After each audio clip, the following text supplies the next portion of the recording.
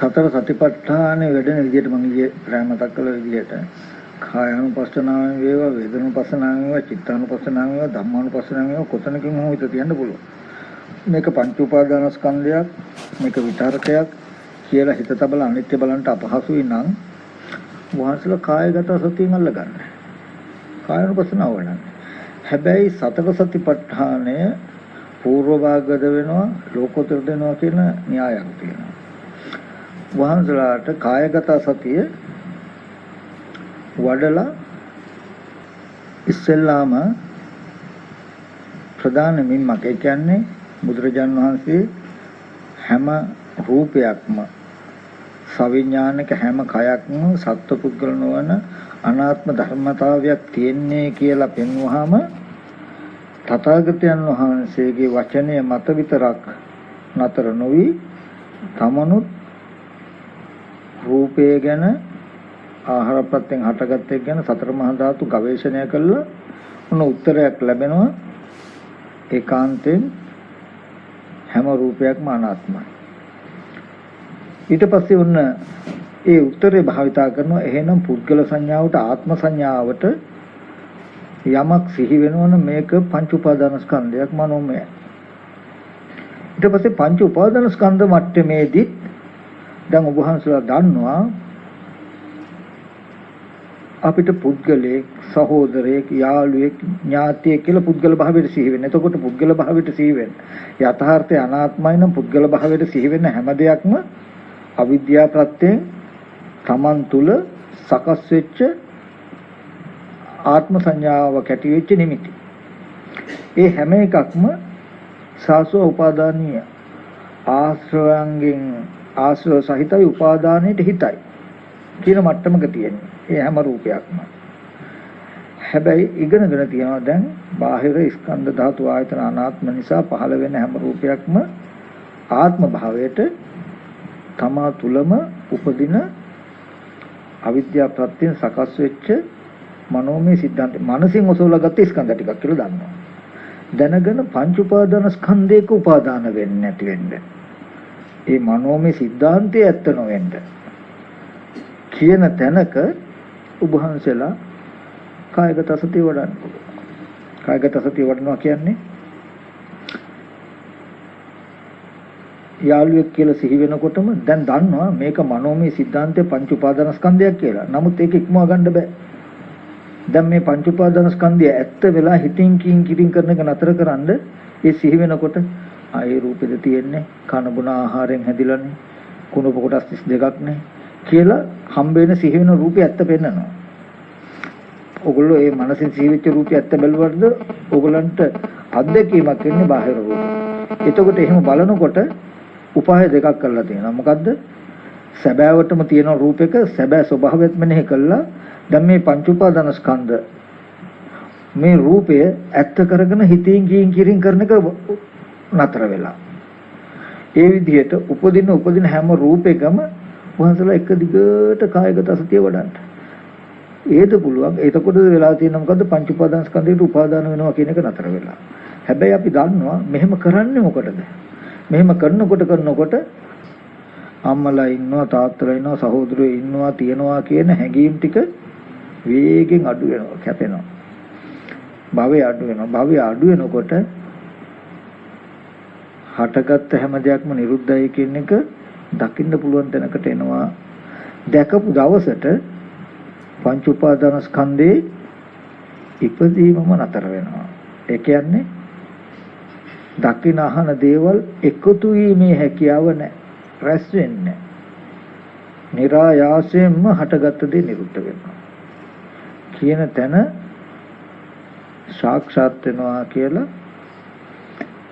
දැනගෙන බලන්න පුළුවන්. වේදනාවක් නම් සිහි වෙන්නේ එහෙම නැත්නම් රූපයක් නම් සිහි වෙන්නේ මේ රූපය නිසා ඇතිවෙච්ච සැපයක් වෙනවා. මේ සැපේද දැන් නැහැනේ. ඒ සැපේද මේ ස්පර්ශ ප්‍රත්‍යයෙන් හටගන්නේ කියලා ඒ හැම වේදනාවකම ඇත්ත බලන්න. එතකොට යම් සංඥා චේතනාවක් සිහි වෙනවා නම් ඒ ටිකේ අනාත්ම වශයෙන් බලන්න. දැනගැනිල්ලක් ඇති වෙනොත් මේ හැම දැනගැනීමක්ම අනිත්‍යයි කියලා බලන්න. ඒකයි මම ඔය ඊයේත් මතක් කළේ ඒ රූපයට හිත තියලා වේදනාවට හිත තියලා සංඥාවට හිත තියලා සංකාරයට හිත තියලා විඥාණයට හිත තියලා හිතට පහළ වෙන නිමිති ඕනම තැනකට හිත තබලා අනිත්‍ය දෙයක් හැටියට දුක් දෙයක් හැටියට අනාත්ම දෙයක් හැටියට රෝගයක් කුලක් ගඩක් හැටියට හෝ මේ පංච උපාදානස්කන්ධයක් මේක සංකත දෙයක් ප්‍රත්‍යයෙන් හටගත්ත දෙයක් සකස් වෙච්ච දෙයක් තමා පිළිබඳ වූවක් කියලා හිතන්න. හිතනකොට හිතන්න ඒක උපාදාන කරගන්න හැසිරෙනකම අඩු වෙනවා. අඩු වෙනකොට භවය අතහැරෙනවා. භවය අතහැරෙනකොට හටගත් හැම දෙයක්ම නිරුද්ධයි කියන එක පෙනෙන මට්ටමට එනවා. ආයතන වලට ඇසුරු වුණ හැම රූපයක්ම අනාත්මයි කියන මට්ටම එළඹ සිටිනවා තමන්ට. ඒ නිසා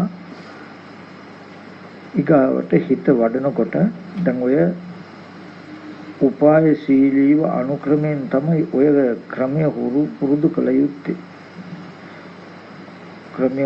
කළ යුත්තේ. අපි හැම විතරකයක්ම අනිත්‍ය හැටියට නැත්නම් පංච උපාදානස්කන්ධයක් හැටියට සිහි කර ඒකේ උපාදාන මට්ටම අතහරින්න කටයුතු කරනකොට එක දිගටම කටයුතු කරන්න බෑ.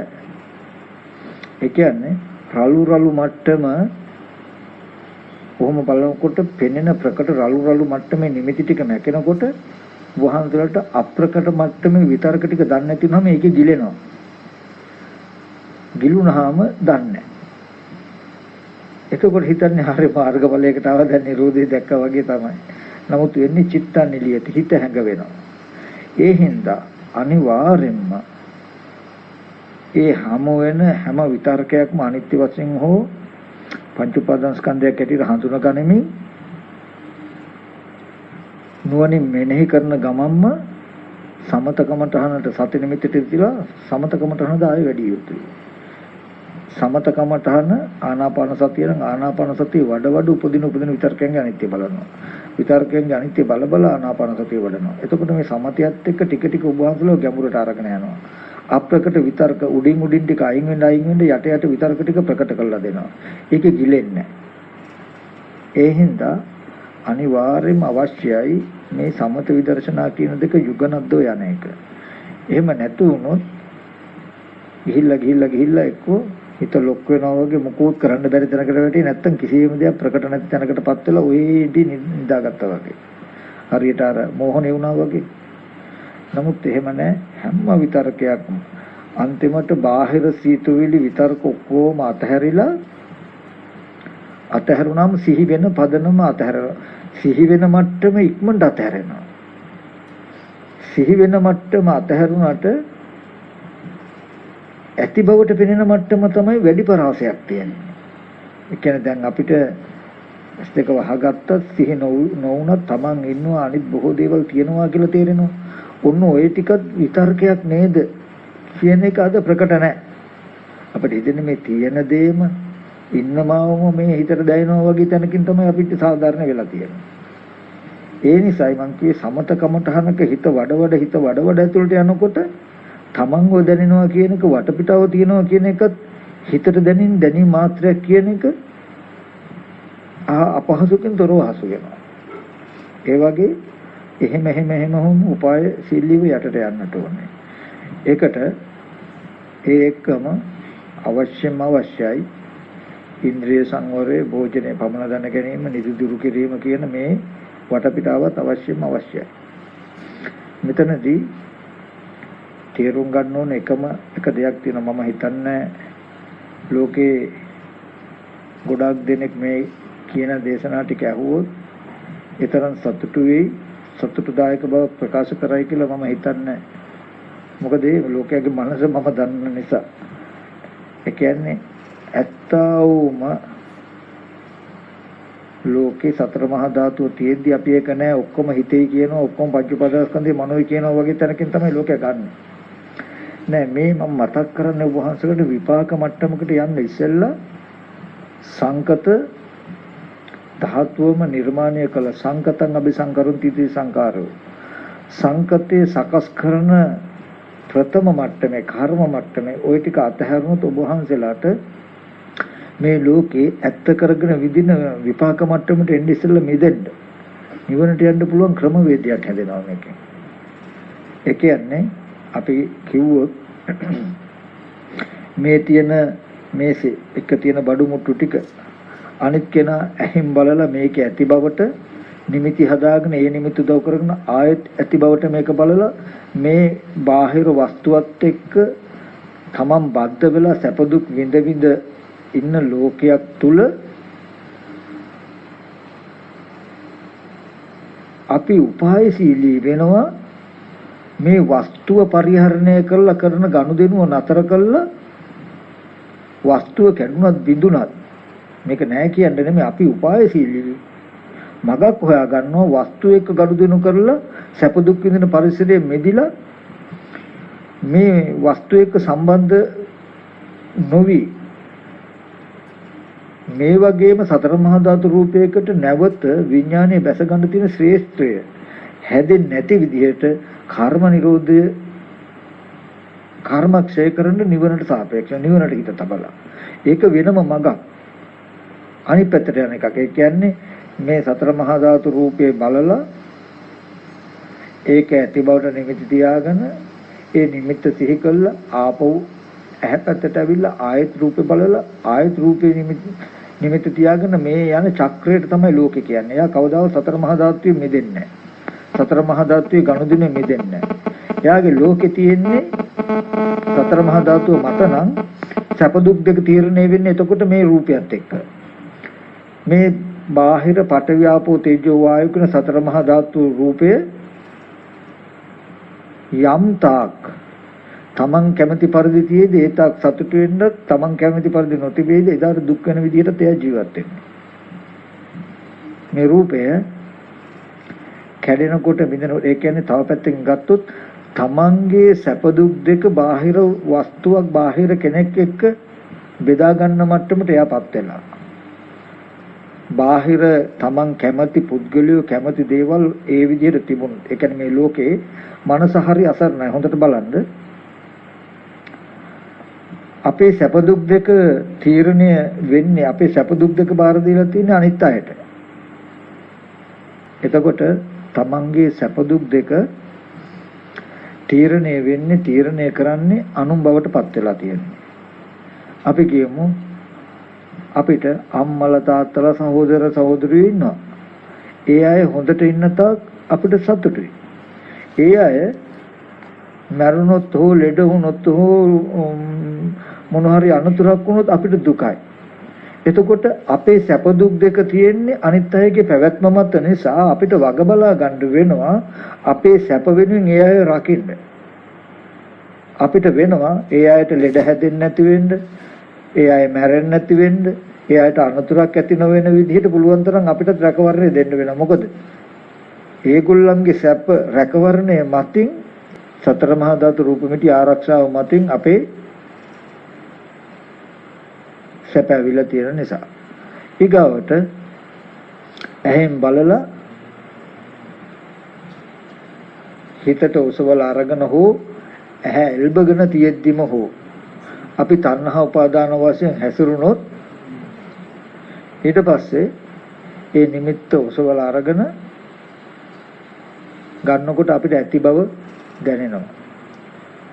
ඇති බවට දැනෙන එකට අපි ආපහු ඇති බවට හිතනකොට බාහිර තියෙනවමයි වගේ දැනෙනවා. තියෙන හින්දා තියෙන දේ පරිහරණය කරනවා. අපිට පෙනෙන දේ එල්බගෙන මනසිනුයි ලෝභ දේශ වශයෙන් හැසිරෙන්නේ.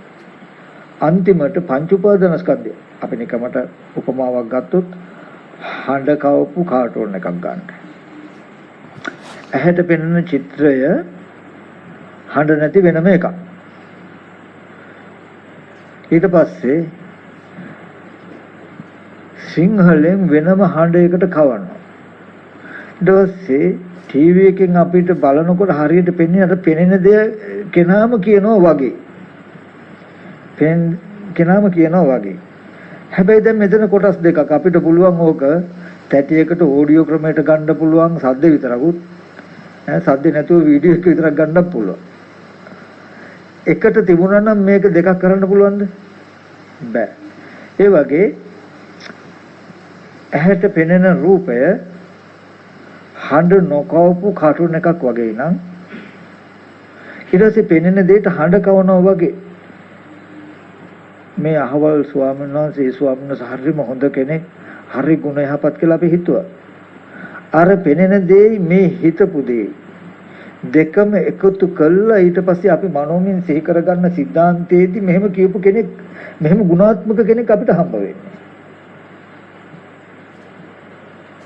නමුත් අපිට ඇත්තටම ඇස් ඉදිරිපිට පුද්ගලයෙක්වත් ගුණාත්මක පුද්ගලයෙක් හම්බුන්නේ නැහැ. ගුණාත්මක භවකුත් පුද්ගල භාවයකුත් මේ නිමිත්තට ආරෝපණය කළේ අපේ මනසේ. ඊට පස්සේ මනසින් ඒ කෙනා සිහි වෙනකොට අපි මේක ඇත්ත පෙන්වෙන්නේ නැත්තම් අපිට දැනෙන්නේ පෙනෙන මට්ටමේදී කැලේ දෙක දෙපැත්තට අරගෙන එක්කලා හිතනවා එක්කලා හිතන එක වැරදි කියලා පෙන්වෙන්නේ නැත්තම් එහෙම කෙනෙක් නැහැ කියලා පෙන්වෙන්නේ නැත්තම් දෙවනුට අනිත් පැත්තෙන් ඔබ වහන්සේලාට මේ බඳු ගුණාත්මක කෙනෙක් එහා පැත්තේ ඉන්නවා කියලා තේරෙන්නේ. භවයේ කියන තැනදී. ඊගාවට ඒ බඳු කෙනා හම්බ වෙන්න යනවා කියන තැන සතර මහා ධාතු රූපෙට ඔබ වහන්සේලා යන්නේ. ආපහු සතර මහා ධාතු රූප මිටිය දකිනකොට ආයත වර්ණ සටහන එනවා ආයත හඬ කෝපයක මතක් වෙනවා. ආපහු එක සිහි කරගන්නවා. කියනකොට ඔන්න තමන් කැමති බොහෝම හොඳ ස්වාමීන් වහන්සේ නමක් ඉන්නවා කියන තැනක තමයි සතර මහා ධාතුත් එක්ක පැටලලා ඉන්නේ. අපි මෙහෙම ගනුදෙනුව කර කර ඉන්නකොට කනබුන ආහාරයෙන් හැදුණු රූප සංතතියේ ආවිසිවරලා රූප මිටිය වැටෙනවා. ඉහිරෙනවා. එතකොට අපිට පේන්නේ මොකද්ද? මෙච්චර කාලයක් ඇසුරු කරපු අනේ අර හොඳ ස්වාමීන් වහන්සේ අපවත් වුණානේ කියලා. ඇත්තටම එහෙම කෙනෙක් අපවත් වෙන්න හිටියද කියන ප්‍රශ්නේ තියෙන්නේ. මුලින්ම අපිට තිබුණේ සත්ව පුද්ගල නොවන ශුන්්‍යත නිමිත්තක්. තියෙන තැනක අපි ආශ්‍රව මත මේක අපිට ඕන විදිහට සකස් කරගත්තේ. මස් කුට්ටියක් ගත්තාම කන්න බෑ. ඊට පස්සේ හොඳට හොදලා අරගෙන පාන් පිටි ටිකක් තවරලා පාන් කුඩු තවරලා තෙලෙන් බැද්දලා අපිට කන්න ඕන විදිහ පුළුවන් විදිහට සකස් කරගන්නවා. ඒ වගේ මේ ස්කන්ධ ටික කන්න දෙයක් නැහැ ඕකේ. ඊට පස්සේ අපිට හොඳට සැප විඳින්න දුක් විඳින්න පුළුවන් විදිහට හොඳට සකස් කරගන්නවා. සකස් කරගෙන සකස් වෙච්ච මට්ටමට තමයි පංච උපාදානස්කන්ධ ලෝකේ කියන්නේ. සකස් වෙච්ච මට්ටමට. එතකොට දැන් සකස් කරගෙන අපි හිතනවා අපි මේ සකස් කරගත්ත දේ සම්පූර්ණ බාහිර තියෙන දේ කියලා. අපිම අපේ සංකාරය රැවටෙනවා. ඒකයි සංකාරයට අර්ථ දක්වන්නේ පටපණුවා වගේ කියලා. පටපණුවා කියන්නේ තමන් බැඳපු කෝෂය නිසාම තමන්ටම විනාශ වෙන්න වෙන සතෙක්. ඒ සතා ඔය පටපණු වූ හදපු කෝෂ පිටින්ම තම්බලා ඒ කෝෂයේ දිගහැරලා තමයි පට නූල් හදන්නේ. පට නූල් ගන්න පටපණුව පිටින්ම කෝෂ තම්බනවා. ඒකට තැම්බෙන්න උනේ ඒ සතාම බැඳපු රෝදෙන් හින්දා. මොකද තම්බන්න නැතුව දිගාරින්න බෑ, කැඩෙනවා. කෙහෙල් දැල්ලක් තව්වේ නැත්තම් ඉරෙනවා වගේ කැඩෙන හින්දා. එතකොට පටපණුව අපිට නූල් දෙන්න කෝෂේ බැඳෙන්නේ නැහැ. ඌ සමනලයක් වෙන්න හිතාගෙනයි කෝෂේ බැඳේ. නමුත් තමන් කළ දේ නිසාම තමන්ට දුක් වෙන්න වෙනවා.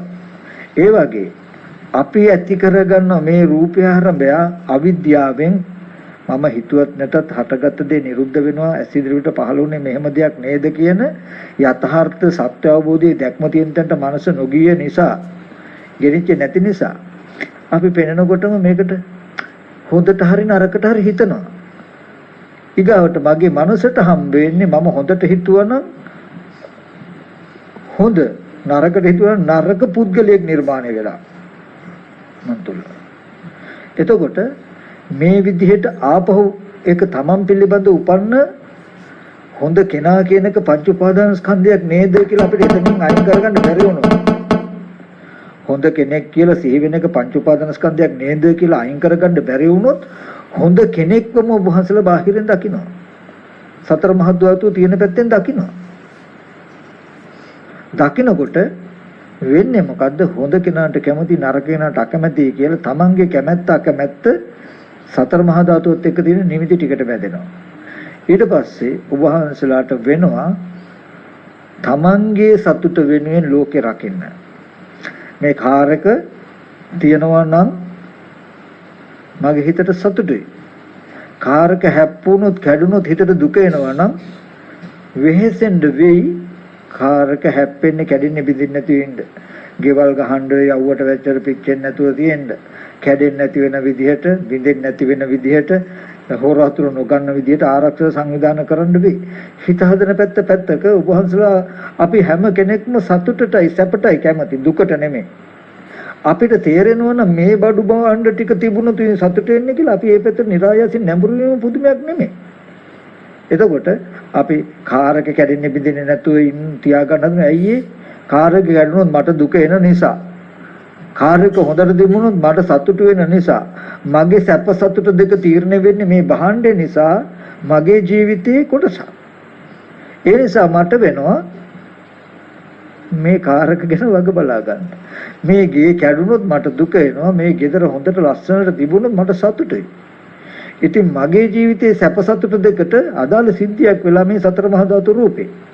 එතකොට මගේ සැප සතුට දෙක බාහිර දීලා තියෙන මේ ගොඩ නැගිල්ලට.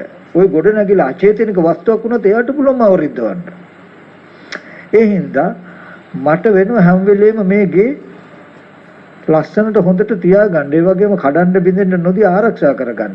මොකද ඔයගේ කැඩුනොත් බිඳුනොත් විනාශ වුණොත් හොරු කැඩුවොත් මට දුක එනවා නම් මට හිත රිදෙනවා නම් මගේ සතුට වෙනුවෙන් මට වෙනවා ගේ රකින්න. එතකොට මේ ලෝකේ කියන්නේ තමන්ගේ සැප දුක් දෙක තව අයට තව දේවල් වලට බාර දීලා ඉන්න කෙනෙක්. ඒ අය සුරක්ෂිත තැනක නැහැ. ඕන වෙලාවක අනුන්ට රිද්දන්න පුළුවන් තැනක ඉන්නේ. හරියට ඉබ්බ කට්ටෙන් ඔළුව දාගෙන ඉන්නවා වගේ. එළියට ඕන වෙලාවක නරියට කඩාගෙන ගන්න පුළුවන් තැනක. ඔන්න ඔහොම තියෙන ලෝකෙක අපි පෙනෙන දේ නිසා ගත්ත රූප නිමිත්තට යමක් හිතන්න තු තාම ඉන්න බෑ අපිට. අවිද්‍යාවේ මැද අපි ඉන්නේ. අපි හිතනවා. නමුත් දෙවනුවට මේ දෙකම එකතු කළා දෙන સિદ્ધාන්තය අපි හඳුනා ගන්න උත්සාහවත් වෙනවා. නෑ මේක වැරදි. මේක වැරදි. මේක මා තුල උපන්න එකක්, හටගත්ත එකක් කියලා. එතකොට මෙයා වටිනා දෙයක් පෙනෙන නිමිත්ත ඇස් ඉදිරි පිටට ආවේ හඬ නොකවපු කාටුන් චිත්‍ර වගේ. පස්සේ හඬ කැවුවා වගේ. පෙනෙන නිමිත්ත ආවහම ඇස් ඉදිරි පිටට සතර මහා ධාතු. ඒකට මේ කාර් එකක් මේක ලස්සනයි මේක මගේ මම මෙච්චර ගාණක් දීලා ගත්තේ මේක හරිය වටිනවා මේක තිබුණොත් මට මේ විදිහට ගමන් යන්න පහසුයි කියලා බොහෝ විතර්ක චිත්ත වීදි නෙමෙයි අනුබන්ධන චිත්ත වීදිනවා ගිහිලා ගොඩාක් වටිනාකම ආරෝපණය කළ මනසේ ඊට පස්සේ දැන් සිහි වෙන්නේ මට ලක්ෂ 80ක් වටිනාකාර එකක් කියන තැනකින් එතකොට දැන් ඒක කිසි වෙලාවක මට ලක්ෂ 80ක් වටිනාකාරක තියෙන්නේ මගේ මනසේ කියලා තේරෙන්නේ නැහැ. ඇස් ඉදිරි පිටට ආවෙන එච්චර එහෙම වටිනාකමින් යුක්ත સિદ્ધාන්තයක්. ඇස් ඉදිරි පිට ආවේ වර්ණ සටහන් මාත්‍රයක් කියන එක පේන්නේ නැහැ. නමුත් දෙවනුවට අපි හඳුනා ගන්න ඕනේ මේ ඇත්තෙන් පෙන්වන්නේ පංච උපාදානස්කන්ධ කියලා. ලක්ෂ 80ක කාරකක් සිහි වෙනවා කියන තැනකින් ඔබ වහන්සේට ඉන්නේ. එනකොට ඒ රූපේ හෝ ඇත්ත බැලුවෝ නැත්තම් මේ නිමිත්තද අනිත්‍යයි කියලා බැලුවේ නැත්තම් තියෙන දෝෂය මොකද්ද කියලා දන්නවද? ලක්ෂ 80ක් වටිනා කාර් එකක් බාහිර තියනවා කියන තැනකින් ඔළුව හදන තමයි නතර වෙන්නේ. පෙන්වන්නේ මේක විතරකයක් කියලා. එතකොට ඊගාව දවසේදී සතර මහා ධාතු රූපේ ගාවට ලේන්සු අරගෙන යන්නේ ලක්ෂ 4ක කාර් එකක් වෙනවා කියන 80ක කාර් එකක් වෙනවා කියන තැනකින්. එතකොට ඔය මට්ටමේ ඉන්නකොට සතර මහා ධාතු විපරිණාම වුණොත් ලක්ෂ 80ක් වටිනා වාහනේ විනාශ වෙච්ච දුක විඳින්න දෙයි. ඉතින් මේ ලෝකෙට වෙලා තියෙන්නේ ඔහොම සිද්ධියක්. ඔය වගේ સિદ્ધාන්තයකින් අපි නොදන්නා කම නිසා මගට ඇවිල්ලා මගින් හැරලා යනවා නිවන පැත්තට. ඒකයි මේ කරන්නේ. ඒ කියන්නේ පෙනෙනවා රූපේ. පෙනෙන දෙයට හිතන්න නැතුව ඉන්න බෑ තාම අපිට. හරි වටිනවා ලක්ෂ 80ක කාර් එකක් මේක මං ගෙනාවේ මෙහෙමයි කියලා හිතුවා. ඊට පස්සේ දෙක එකට එකතු කරලා සිහි කරන වාරයක් ගානේ.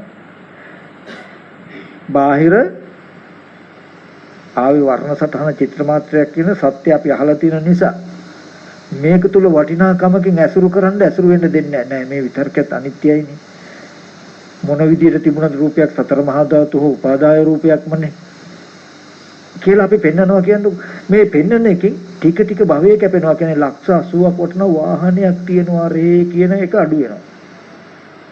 අඩු වෙන්න අපිට ඇස් ඉදිරි පිටට පැමිණෙන වස්තුන්ගේ සැබෑ ස්වභාවය පේනවා. ඒකයි සංකත පරමාර්ථය පේනවා.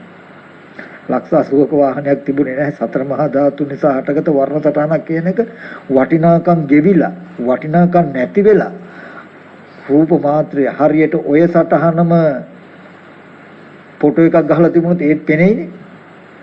ෆොටෝ එක දකිනකොට මගේ කාර් එක ලක්ෂ 80ක් වටිනවා කියලා ගන්න හිත නැමෙන්නේ නැහනේ. ඒ විදිහටම ඇස් ඉදිරි පිටට රූපෙ පෙනෙන මට්ටමට තමන්ගේ මනසපත් වෙනවා. ආන් ඒ මට්ටමටපත් වෙනකොට දකින්න දේ ඉතුරු නැතු නැති වෙනවා කියන එක එනවා. හැබැයි පෙනෙන ආයතනේ හිස් නොවි පෙනෙන ආයතනේ ඇතුලේ බඩු මුට්ටු තියාගෙන නම් හටගත දේ නිරුද්ධයි කියන එක වෙන්නේ නැහැ. ඉතින් ඔතනින් අනිත් කෙනා නැවත නැවත සතර මහා ධාතුවේ තුල වටිනා වස්තු තියනවා කියලා සතර මහා ධාතුවට බැඳෙද්දී භාගයක් ඇවිල්ලා ඒ කියන්නේ පෙනුන රූපේ ඇත්ත නොදන්නාකම තියෙන තැන තාම ගිහිල්ලා නැති ඉඳලා ලක්ෂ 80ක් වටන කාරක කියලා තීතෙන මට්ටමටත් ආවා. ඒක තුල වටිනාකමින් තවත් හැසිරෙන්නේ නැතුව නෑ මේක පංච උපාදාන ස්කන්ධයක් නේ කියලා මෙහෙම අයින් කරන්න එහෙම එකක් තියනවා කියන පැතිකඩ අයින් වුණා. අයින් වෙලා රූපය ඇත්ත පෙන්ලා හටගත්ත දේ නැති වෙනවා කියන දර්ශනය දැක්කහම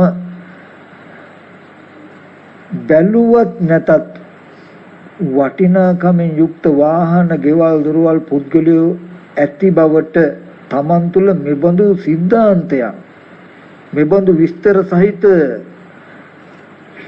ලෝකයක් තමන් තුළ රැස් වෙන ශේස්ත්‍රයම අතහැරෙනවා. එදාට කය පුරාණ කර්ම ප්‍රත්‍යයෙන් හටගත්ත කය ස්කන්ධ ටික ඇතිතාක් ජීවත් වෙනවා.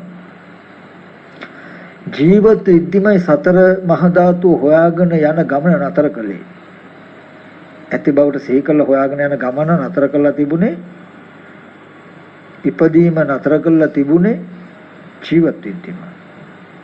ඒ හින්දා මේ රූපේ ඉහිරෙන දවසේදී මේ කය බිඳෙනවා, වේදනාව සිසිල් වෙනවා, සංඥාව නිරුද්ධ වෙනවා, සංකාරය සංසිඳෙනවා, විඥානය අස්තංගත වෙනවා. ඒකට කියනවා නිවුණා කියලා. මේ විඥානයේ නැවත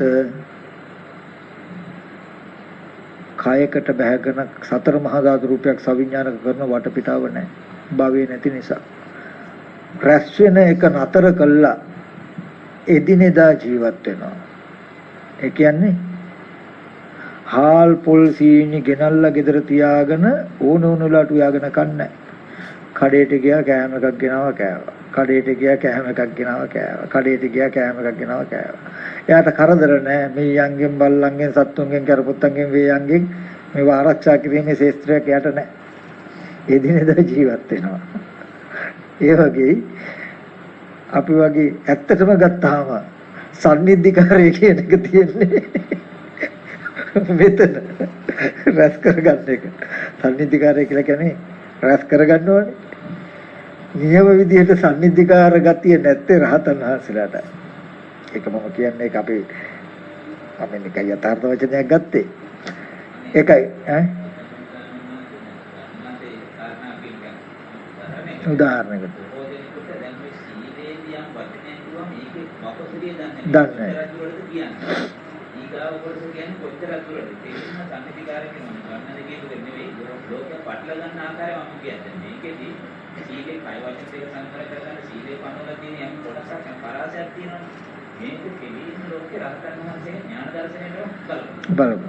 නමුත් ඒකට යටට සීමාවන් තියෙන හරියට දැනගන්න. ඇත්තටම ගත්තාම රහතන් වහන්සේ කියන්නේ ස්වභාව සීලයක්. රහතන් වහන්සේ මේ සාමාන්‍ය අපි දක්ෂ නැතිකම නිසා අපේ හිතේ මට්ටමට අපි අද සීලය කියලා මේ මට්ටම රකින්නවා. ඒක තමයි අද දවසේ අපේ රැකවරණය. මොකද්ද? බඩු මුට්ටු රැස් කර නොගත යුතුයි කියන තැන. ඒක තමයි අපි ආරම්භය. ඒක නැතුව ගොඩ යන්න බෑ. හැබැයි යම් දවසක් තියෙනවා. ද්‍රව්‍ය වශයෙන් විතරක් නෙමෙයි නාම වශයෙන්වත් කෙලෙස් වශයෙන්වත් යමක් රැස් කර නොගැනීමයි සීලය කියන දක්වා.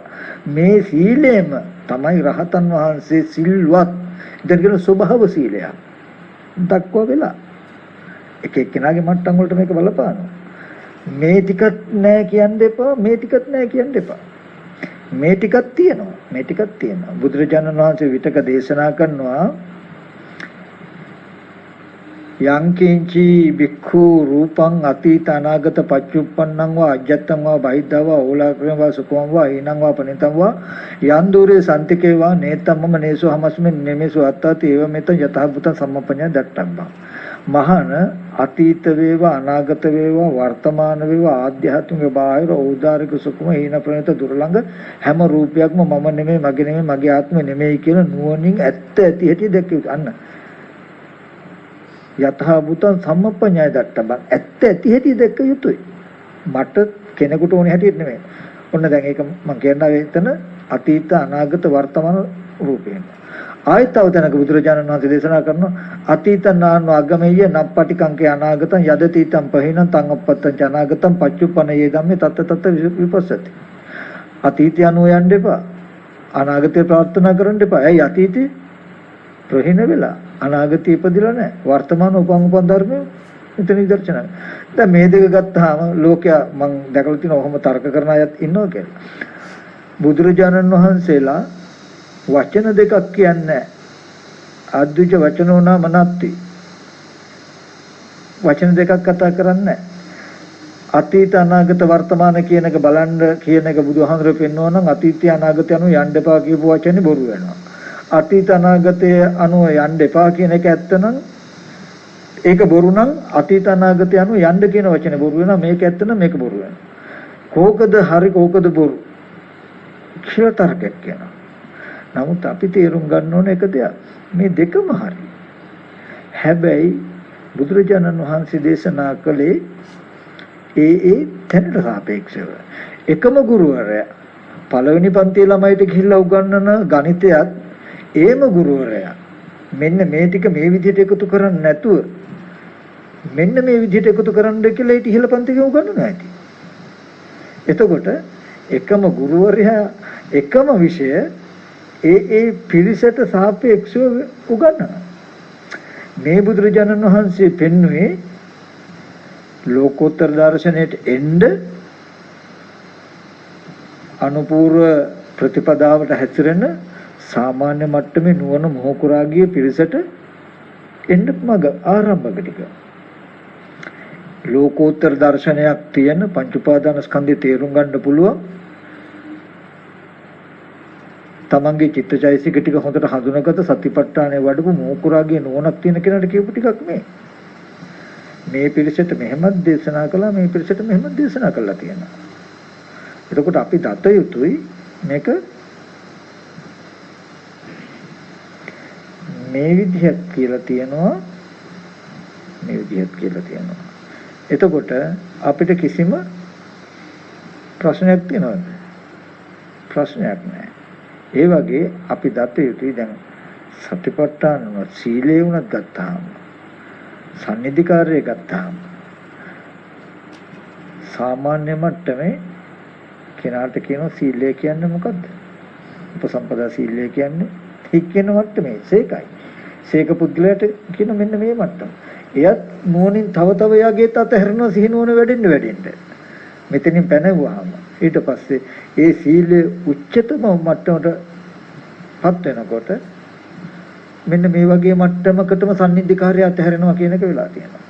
අපි නිකන් ඔක උදාහරණයක් ගත්තොත් ගිහි පින්වෙතෙකුට අදින්නා දාන වේරමණී සික්ඛාපදං සමාදියා අදින්න ආදාන වේරමණී. අදින්න කියන නොදුන් දේ ආදාන කියන ගන්නවා. වේරමණී කරන්නේ නොදුන් දේ ගැනීම කරන්නේ නැහැ කියන සිල්පදේ. පන්සල් රකින්න කෙනෙකුට. එතකොට ඒක එයාට පොඩ සාධාරණය කරනවා. එයාගේ සීලය මට්ටමට නොදුන් දේ සොරසිතින් ගැනීම කරන්නේ නැහැ කියලා. ඒ ශික්ෂාවම උපසම්පදා ස්වාමීන් වහන්සේ නමකට අතට දුන්නොත් විතරයි පිළිගන්නේ කියන තැනකට එනවා.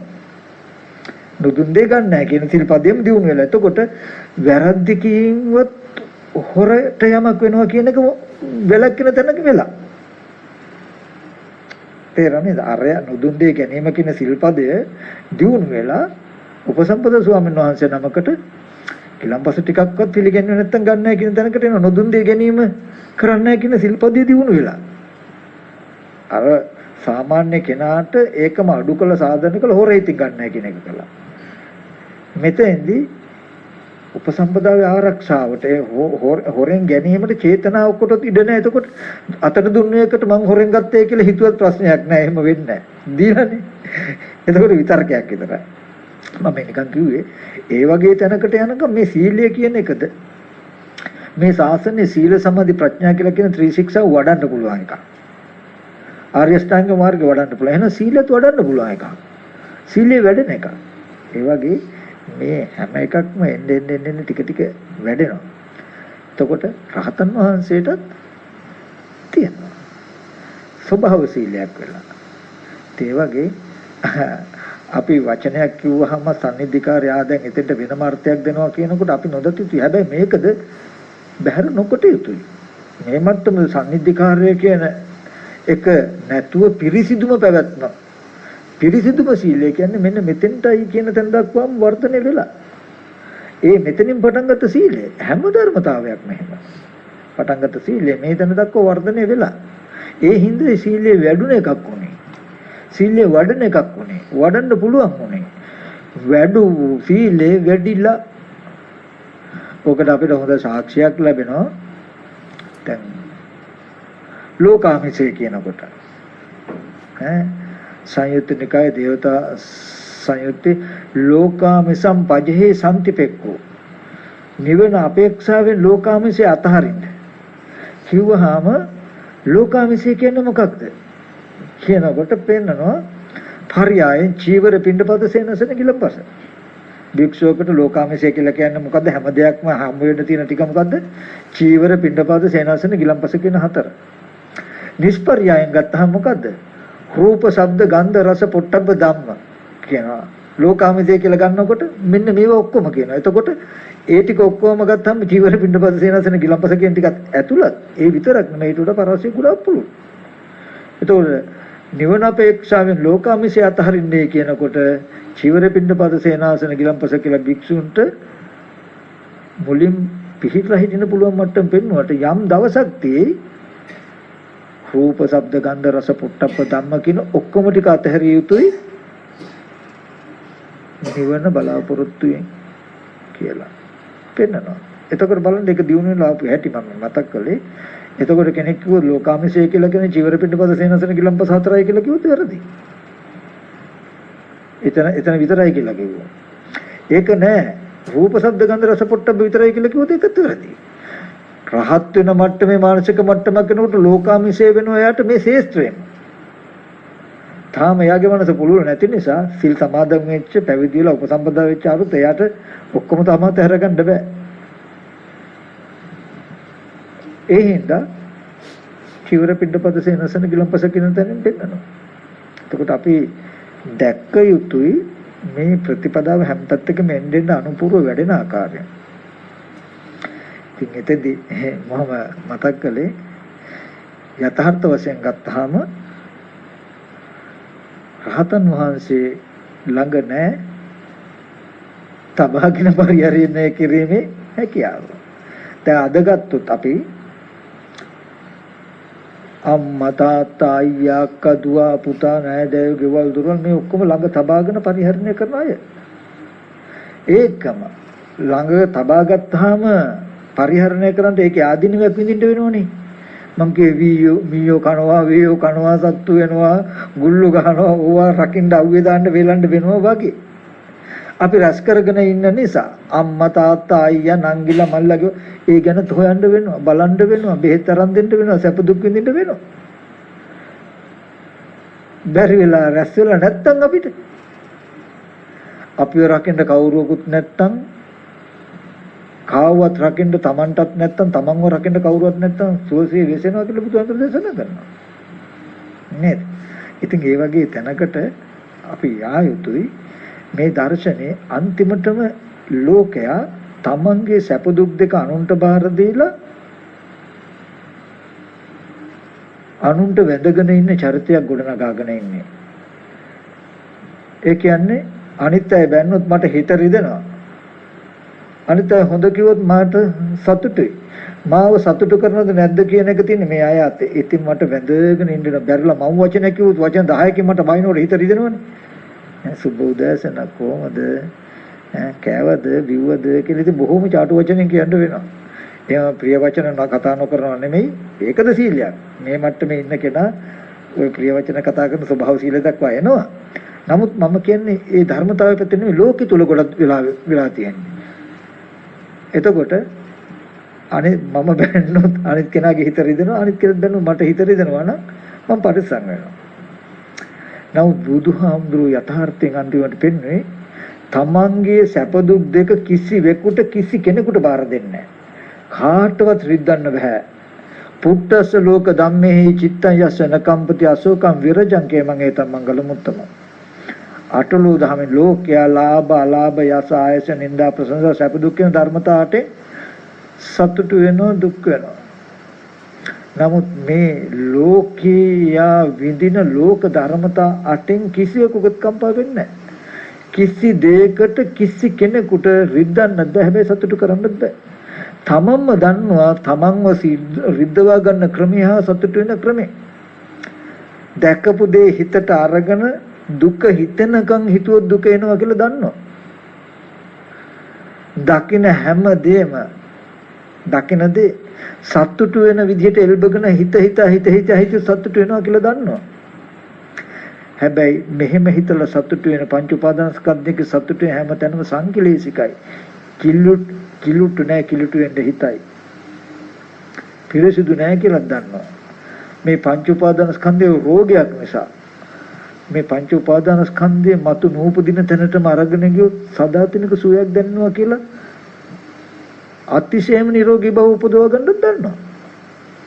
එයා බාර දීලා නැහැ තමන්ගේ සැප දුක් සතර මහා ධාතුට. ඒ කියන්නේ දැකපු දේ තමන් හඬකවල යමක් ගත්තත් ඒක සිහි වෙනකොට ඒ බඳු දෙයක් බාහිර තියනවා කියලා තැනකින් ඉතුරු කරන්නේ නැහැ.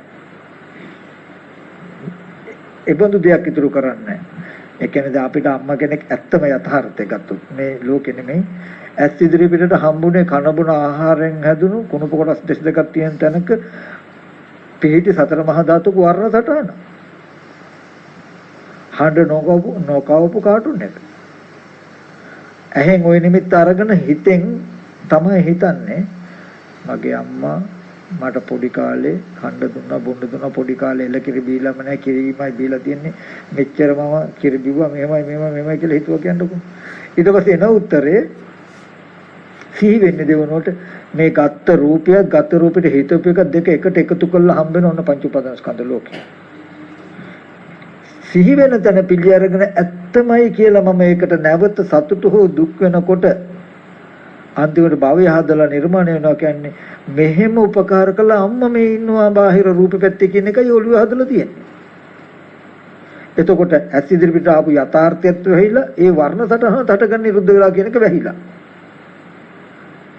දෙවනුවට ඒ ඉන්න නිමිත්ත සිහි කරගෙන ආයෙ සතර මහා ධාතුට යනකොට සතර මහා ධාතුව පැත්තේ මෙහෙම කෙනෙක් ඉන්නවා කියලා හිතාගෙන සතර මහා ධාතු රූපේ විපරිණාම වෙච්ච ගමන් මෙච්චර ගුණයක් කරපු තැන නැති වුණා කියලා අඬනවා.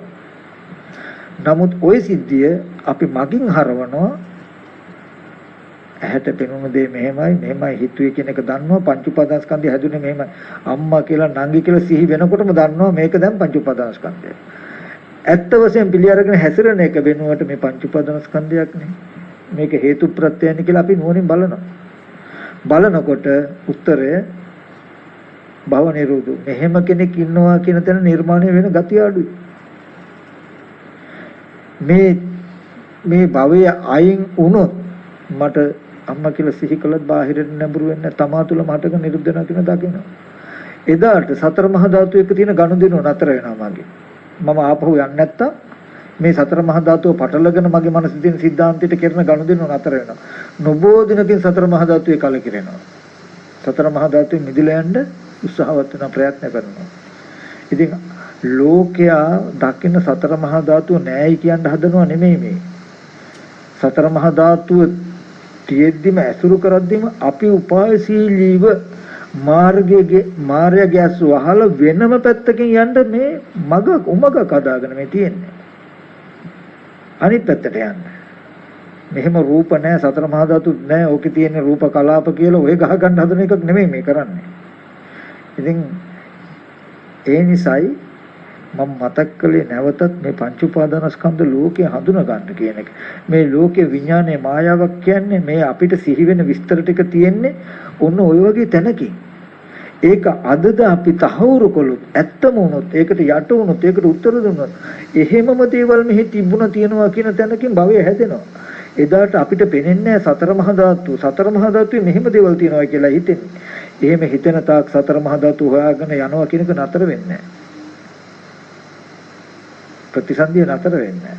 ඉතින් ඒ බව තේරුම් අරගෙන අපි භාවනා කරනවා නිවන් දකිනවා කියන සත්‍ය අවබෝධය මේ මනස තුල උපදින නිමිත්ත උපාදාන වශයෙන් හැසිරෙන එක නතර කරන්න ඒකට මේක පංච උපාදාන ස්කන්ධය කියන එක දැනගෙන කායගත සතිය වඩන්න.